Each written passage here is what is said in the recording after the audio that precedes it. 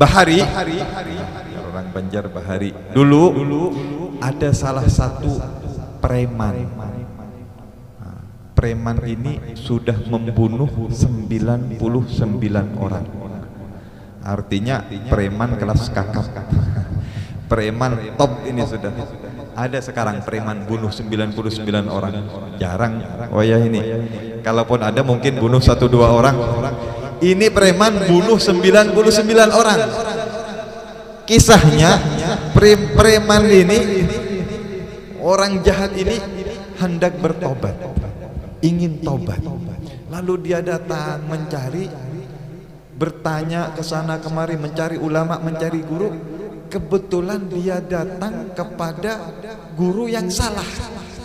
Dia datang kepada satu orang alim tapi salah. Bukan orang alim ini, cuman berpakaian alim.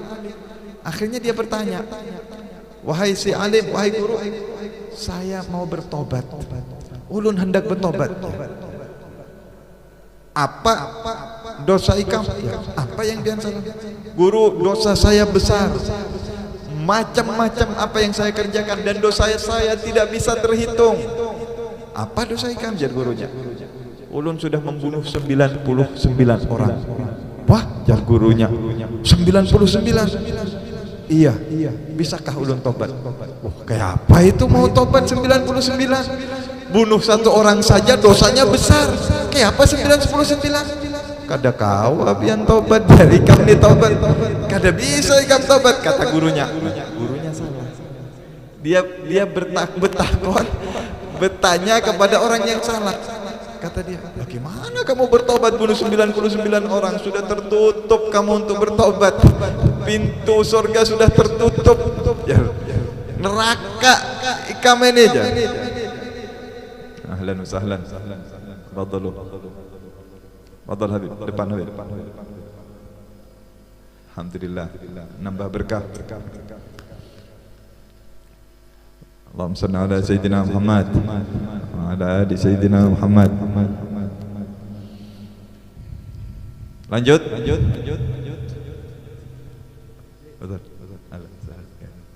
Fadl.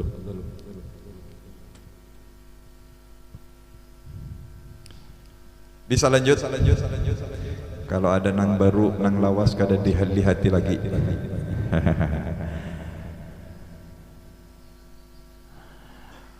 Nyampe mana tadi kisahnya? Ulun 15 menit, ini sudah 10 menit.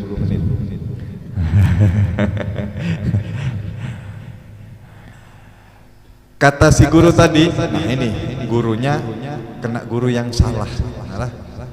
Belajar lawan guru yang salah. Kata guru tadi, kada bisa ikam mau bertobat. Bagaimana bertobat bunuh 99 orang? Akhirnya si preman ini sakit hati, kesal. Oh berarti ulun sudah neraka sudah ikam. Akhirnya dia marah, emosi, dibunuhnya ini guru, dilengkapi 100. Dia sudah bunuh 99 orang. Dia bilang, ya biar lengkap 100 ku bunuh aja dengan orang. Dibunuhnya itu guru. Masya Allah. Akhirnya berapa? 100 orang. Dia seperti orang gila, kesana kemari karena merasa, karena mendengar jawaban dari orang yang salah, mendengar jawaban dari guru yang salah, dia bilang masuk neraka. 100 orang yang sudah dia bunuh, akhirnya dia tetap begitu, berjalan seperti orang gila kesana kemari sambil bingung. Ketika dia sedang berjalan bermusafir, tiba-tiba dia bertemu dengan salah satu orang ulama yang betul-betul ulama Rabbani. Dia datang ke satu majlis yang betul-betul majlis tersebut majlis yang bersambung kepada Nabi Muhammad SAW. Sang guru, sang ulama ini adalah ulama yang betul-betul alim dan ilmunya bujur. Bertanya dia, guru, bisakah ulun ini bertobat?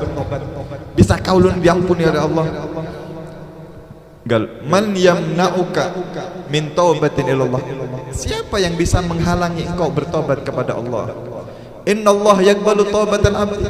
Allah selalu menerima selama roh masih di badan, belum sampai kepada kerongkongan, belum mati. Artinya orang tersebut Allah belum menutup pintu taubat. Tapi dosa ulun besar, dosa ulun ini tidak bisa diperkirakan. Apa dosamu? ulun sudah membunuh 100 orang, ulun sudah menghabisi nyawanya 100 orang. Tidak ada masalah. Siapa yang bisa menghalangi engkau untuk bertobat kepada Allah Subhanahu wa taala? Allah belum pernah menutup pintu tobatnya.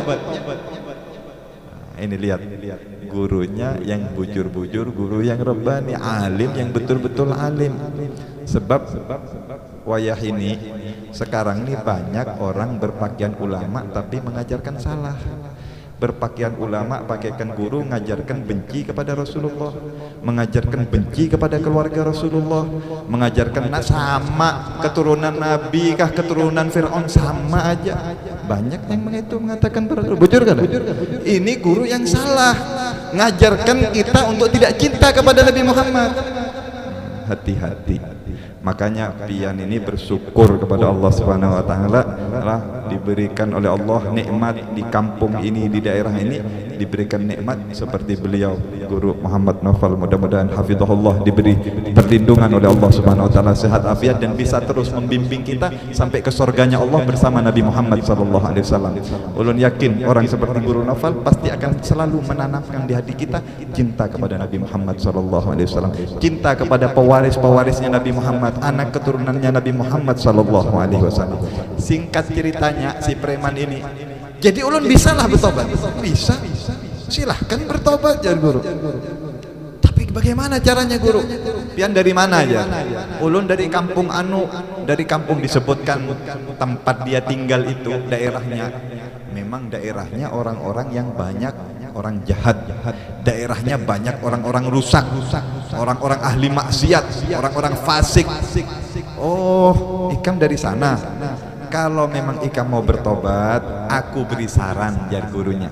Tobat, mandi tobat, bujur-bujur tobat. Tobat itu syaratnya 3, berhenti dari maksiat, dari dosa tadi, ya. Kemudian menyesali, di hati itu menyesal apa yang telah kita perbuat, dan nomor 3 berjanji, berikrar tidak akan mengulangi apa yang telah kita perbuat dari maksiat tersebut. Kalau kau lakukan 3 ini, kau bertobat dan betul-betul taubatan nasuha, Allah terima tobat engkau. Terus siapa guru? Tobat sudah, sekarang kamu tobat, kau diterima tobatmu oleh Allah Subhanahu wa taala. Lihat guru yang betul-betul. Tapi aku kasih saran. Nah, begini, kalau orang datang kepada dokter yang betul-betul dokter tadi mahir, hebat, tahu cara mengobati. Kata si guru yang Rabbani ini, kalau ikam mau tobat, silahkan sekarang tobat, minta ampun kepada Allah, diampuni dosa engkau. Bahkan kalau engkau jujur bertobat, bukan diampuni, bukan dihapus dosamu.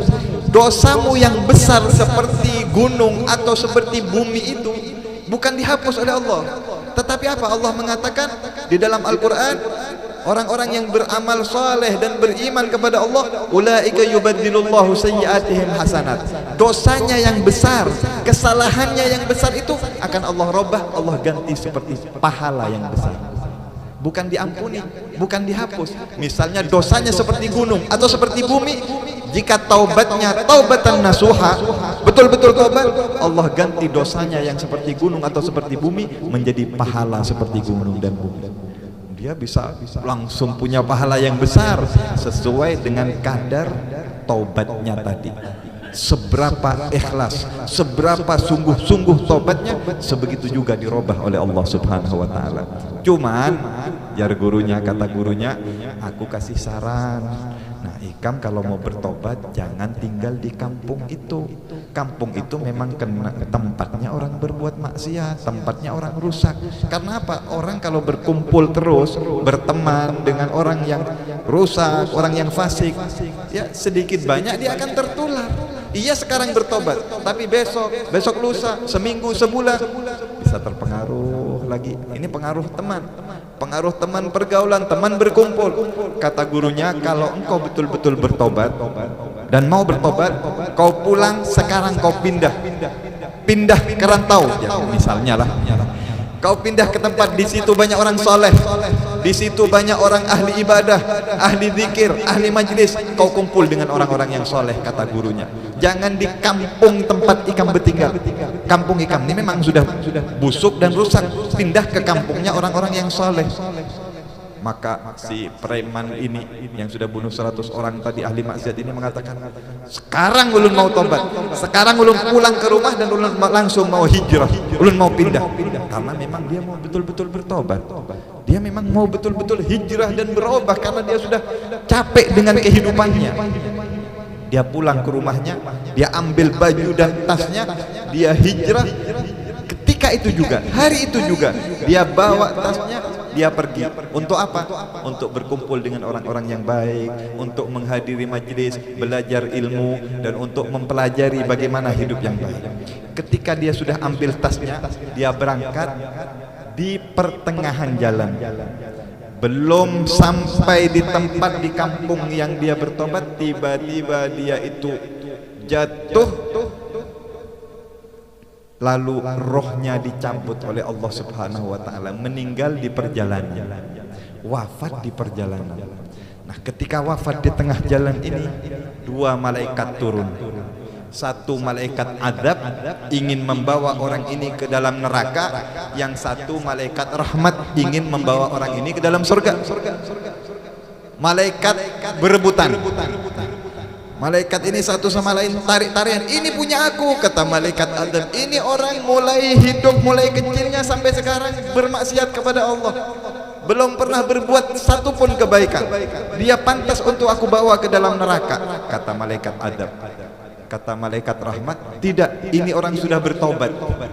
Dia sudah bertobat dan dia betul-betul bertobat. Buktinya sekarang dia mau hijrah ke tempatnya orang-orang yang soleh. Dia milikku, kata malaikat rahmat, dan akan aku bawa ke surga. Tidak, milik aku. Tarik-tarian malaikat ini. Akhirnya mereka mengadukan kepada Allah, ya Allah, milik siapakah ini orang? Ini orang yang ahli maksiat yang baru meninggal ini. Allah kirim satu malaikat untuk menjadi hakim, memberikan keputusan, milik siapakah ini orang. Kata malaikat tadi, keputusan dari Allah Subhanahu wa taala, disuruh ukur. Ini orang yang meninggal di tengah jalan ini lebih dekat ke kampung halamannya dia, tempatnya orang-orang yang rusak ahli maksiat itu, atau lebih dekat kepada kampungnya orang-orang yang soleh, tempat dia mau hijrah. Kalau dia lebih dekat kepada kampungnya sendiri, tempatnya ahli maksiat, berarti dia miliknya malaikat azab, dibawa ke neraka. Kalau tempatnya dia meninggal lebih dekat kepada kampungnya orang-orang yang soleh, ini lihat, ini hanya jarak saja, belum hadir majelis beliau ini, belum belajar, belum sholat satu sholat pun, belum sholat satu rakaat pun, baru hanya berangkat untuk bergabung dengan orang-orang yang soleh, bergabung kepada majelisnya orang yang soleh. Kalau dekat kepada ini, dia miliknya malaikat rahmat, dibawa ke surga. Ketika itu, di saat itu, kata para ulama, sebenarnya dia wafatnya itu lebih dekat kepada kampungnya orang-orang yang ahli maksiat. Dia masih lebih dekat sedikit kepada kampungnya sendiri. Jadi masih terjauh sedikit kepada kampungnya orang-orang yang soleh. Tapi rahmatnya Allah, ketika malaikat mengambil meteran dan mengukur, itu bumi tempat dia dengan orang-orang yang soleh dilipat oleh Allah Subhanahu wa taala, dan bumi tempat dia dengan orang-orang yang jahat itu dipanjangkan oleh Allah. Sehingga ketika diukur oleh malaikat, satu jengkal lebih dekat kepada kampungnya orang-orang yang soleh, langsung dibawa oleh malaikat, dibawa masuk ke dalam surganya Allah Subhanahu wa taala. Allahumma shalli ala Muhammad wa ala ali sayyidina Muhammad. Lihat, ini rahmatnya Allah, kasih sayangnya Allah kepada orang yang sudah berangkat ingin bergabung dengan orang-orang yang soleh, ingin bergabung di majelisnya dengan orang yang belum sampai, masih di tengah jalan. Bagaimana dengan orang yang sudah sampai? Bagaimana orang yang sudah duduk di tengah-tengah majelis, apalagi belajar, bawa kitab, bawa buku lah. Ini ulun belum menjumpai masih yang bawa kitab sekarang. Kada tahu ibu-ibu bawa buku? Ada yang bawa buku? Pulpen? Kada ada? Nah, kena pengajian yang akan datang kalau ada guru novel bawa buku. Nah, kalau perlu kitabnya apa yang beliau pelajari di sini dibawa kitab, seperti majelisnya Guru Ahmad itu yang di depan baca kitab misalnya, atau paling tidak bawa catatan apa yang disampaikan guru, ya. dicatat. Untuk apa? Untuk nanti kita amalkan ilmu-ilmu faedah-faedah yang ada di majlis ini kita niatkan untuk diamalkan. Itulah sekelumit sedikit daripada keistimewaannya majlis ilmu, majlis zikir semacam ini. Karena itu jangan sia-siakan, jangan kita malas atau bahasa Inggrisnya koler untuk hadir majlis semacam ini. Apalagi tantangan berat hujan, itu tambah kanal pahalanya, tambah besar pahalanya. Ada guru kah? Kada ada guru, niati hadir. Karena apa? Pemberiannya Allah itu terus mengalir. Allahul Mu'ti, di antara nama-nama Allah, asma Allah itu Al-Mu'ti, artinya yu'ti wala yubali, selalu memberi dan tidak peduli, tidak pernah putus memberi. Kapanpun, dimanapun Allah selalu memberi. Mudah-mudahan kita semua yang hadir diberikan karunia-karunia Allah yang besar, diberikan rahmat Allah, dan kita diberikan ampunan oleh Allah Subhanahu wa ta'ala, diberikan perlindungan. Mudah-mudahan dijaga dari penyakit, dijaga dari virus-virus, segera diangkat oleh Allah dari negeri kita, dari dunia ini.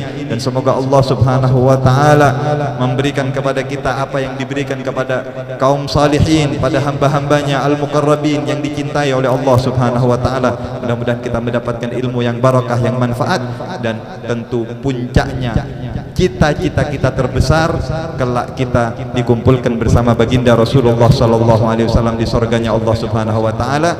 Allahumma ij'al